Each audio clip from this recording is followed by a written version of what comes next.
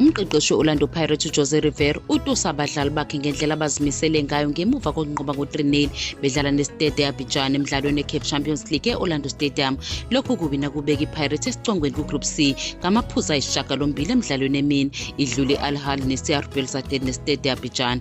uRivera ujabule ngokudlala kweqembu, wathi bakhombise isimo seqembu elifuna ukuzuza okuthile okukhethekile futhi likhule ndawonye. Ubaluleke kakhulukazi ukudlala kwabo kuqinile kusukela ekuqaleni komdlalo, yize sekusele kancane iPirates ingene esigabeni somkhumula jezi. uRivera ukhumbuze wonke umuntu ukuthi akakabi khona, uvumile ukuthi badlale kahle ngezikhathi ezibalulekile, kodwa wagcizelela ukuthi kusenomsebenzi okufanele wenziwe. Njengoba sekusele eminye imidlalo emibili, ukholwa ukuthi sebenamandla ukuthola indawo ka-8. Umdlalo olandelayo wePirates weChampions League izodlala neCR Belouizdad ekhaya ngesonto elizayo. Ukunqoba kuzoqinisekisa indawo yabo kuma-quarter final njengoba sekusele umdlalo wodwa. Ngaphambi kwalokho izodlala neCape Town City emdlalweni weBetway Premiership eCape Town Stadium ngoLwesithathu.